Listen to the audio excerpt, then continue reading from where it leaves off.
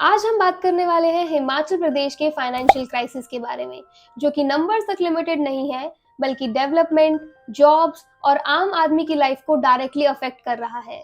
आज हिमाचल के ऊपर 1 लाख करोड़ से ज्यादा का कर्जा हो चुका है और सवाल ये है क्यों और इसका सोल्यूशन क्या है। Hi, I am Arushi Agarwal and you are watching find out with Arushi.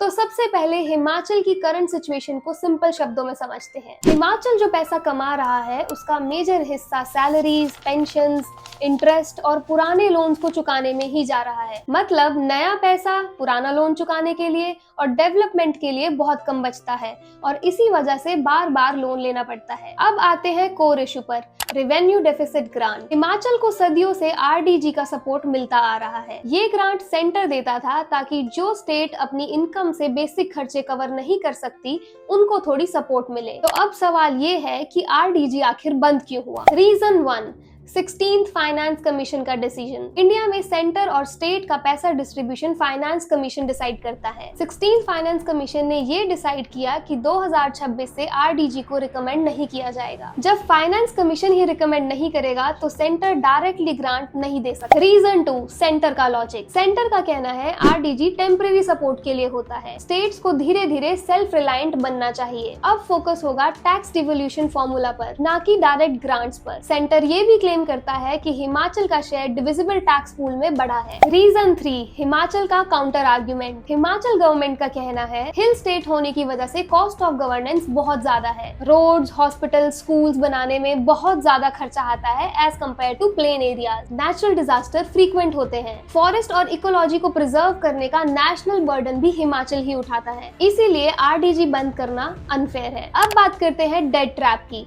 Loan लेकर लोन चुकाना। ये थोड़ी सीरियस प्रॉब्लम है। आज हिमाचल जो नया लोन लेता है उसका 60 to 70% या तो पुराना लोन चुकाने में चला जाता है या फिर इंटरेस्ट भरने में, और इसे कहते हैं डेट रोल ओवर साइकिल। यानी कि लोन, फिर रीपेमेंट, नया लोन और फिर रीपेमेंट, और डेवलपमेंट पीछे रह जाती है। इस क्राइसिस का इफेक्ट सिर्फ फाइल्स तक लिमिटेड नहीं है। डेवलपमेंट प्रोजेक्ट्स डिले हो जाते हैं, सब्सिडीज और वेलफेयर स्कीम्स पर प्रेशर है, गवर्नमेंट एम्प्लॉयज की पेमेंट्स कभी कभी डिले हो जाती है। अगर सिचुएशन कंट्रोल में नहीं आई तो कट्स और ऑस्टेरिटी मेजर्स अनअवॉइडेबल हो सकते हैं। अब बात करते हैं सॉल्यूशंस की।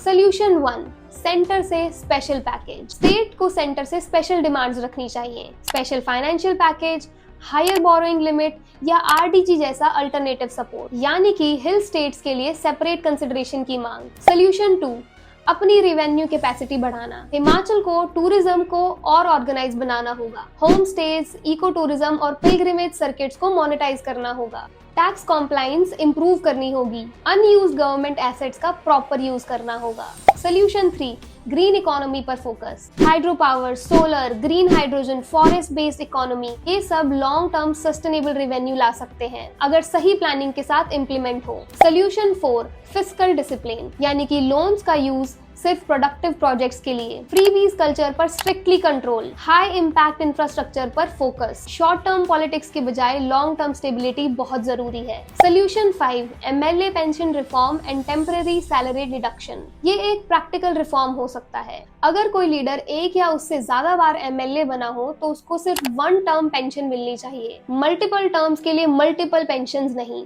फाइनेंशियल क्राइसिस के दौरान करंट एमएलएज और मिनिस्टर्स की सैलरी में से टेम्परेरी और लिमिटेड डिडक्शन हो, जो सिचुएशन नॉर्मल होते ही रोल बैक हो जाए। रीजन सिंपल है, जब पैसा कम हो तो सारा बर्डन पब्लिक के ऊपर ही क्यों। लीडरशिप के एग्जाम्पल सेट करने चाहिए। हिमाचल का डेट क्राइसिस सिर्फ एक गवर्नमेंट या फिर पार्टी का इशू नहीं है, ये स्ट्रक्चरल प्रॉब्लम है। अगर सेंटर और स्टेट कोऑपरेट करें, रेवेन्यू सोर्सेज डिवर्सिफाई हो और फिस्कल डिसिप्लिन फॉलो हो तो हिमाचल इस क्राइसिस से बाहर आ सकता है। पर अगर नहीं तो ये कर्जा फ्यूचर जनरेशंस के लिए बर्डन हो सकता है। सवाल सिर्फ इतना है, शॉर्ट टर्म पॉलिटिक्स या फिर लॉन्ग टर्म हिमाचल। अगर आप इस वीडियो से सहमत हैं तो कमेंट में #हमारा हिमाचल जरूर लिखिए और इस वीडियो को ज्यादा से ज्यादा शेयर कीजिए। जय हिंद।